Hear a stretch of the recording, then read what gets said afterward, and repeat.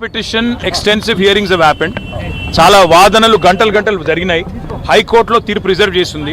అయినప్పటికీ హైకోర్టు మీద ఉండే గౌరవంతో, రాజ్యాంగం మీద ఉండే గౌరవంతో నేను ఇక్కడికి వచ్చాను. లాయర్ వద్దంటున్నారు.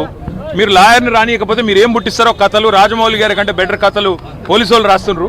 కాబట్టి ఏం కథలు పుట్టిస్తారో, బయటకి ఏం చెప్తారో, కాబట్టి నేను మీ కథలు నేను నమ్మను. నేను ఇవ్వాలనుకున్న స్టేట్మెంట్ మీకు ఇస్తా అని చెప్పిన ఏఎస్పీ గారు తీసుకున్నారు. ఇచ్చాను కదా. ఇప్పుడే మీకు ఏం ఇన్ఫర్మేషన్ కావాలి, ఏ డాక్యుమెంట్స్ కావాలి నేను ఇస్తానని చెప్తున్నాను. ఇప్పుడు ఇంకోటి డాక్యుమెంట్స్ నా కాడేముంటాయి బ్రదర్, గవర్నమెంట్లోనే మొత్తం ఉంటుంది ఇన్ఫర్మేషన్. నేను మినిస్టర్గా నిర్ణయం తీసుకున్నాను, గవర్నమెంట్గా మేము నిర్ణయం తీసుకున్నాము. So government is the custodian of all the documents. Government has all the documents, all the information. నా దగ్గర ఆల్రెడీ ఏం వాదనలు వినిపించాలో 2.5 గంటలు హైకోర్టులో మేము వినిపించాం, వాళ్ళు వినిపించారు. కోర్టు రిజర్వ్ చేసింది తీర్పుని. తొందర ఎందుకు అని అడిగాను. ప్లస్ ఇంకొకటి ఏంటంటే, అయినప్పటికీ మీరు నోటీస్ ఇచ్చారు కదా, నేను వచ్చాను. ఇప్పుడు కూడా నేనేమంటున్నాను, I'm going to be present with my lawyer అని చెప్పాను. లేదు లాయర్తో మీరు రావడానికి వీల్లేదు, మీరు ఇక్కడ నుంచి ఒకరే రావాలన్నారు. నేను మిమ్మల్ని నమ్మను. ఎందుకంటే మీరు కొత్త కథలన్నీ సృష్టించి మరి టాలీవుడ్ దర్శకుల కంటే మంచి సినిమాలు మీరు రాస్తున్నారు. కాబట్టి తప్పకుండా మరి మీరు నా లాయరు ఉంటేనే నాకు రాజ్యాంగపరంగా నాకు వచ్చిన హక్కులు రక్షించబడతాయి. లేకపోతే మీరు ఇష్టం ఉన్నట్టు చెప్తారని నేను అన్నాను. వారికి ఒక లెటర్ ఇచ్చాను. నేను ఏదైతే లోపల ఆఫీస్లో ఇవ్వాలనుకున్నానో ఏఎస్పీ గారు వచ్చారు, వారికి నేను ఖాన్ గారికి ఇచ్చాను, అక్నాలెడ్జ్మెంట్ ఇచ్చారు. వారికి ఏ రకమైన సమాచారం, డాక్యుమెంట్స్ కావాలన్నా కూడా తదుపరి నేను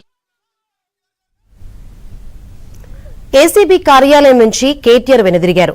నందీనగర్ నివాసం నుంచి ఏసీబీ ఆఫీస్ కు లీగల్ టీంతో వెళ్లిన కేటీఆర్ ను పోలీసులు అడ్డుకున్నారు.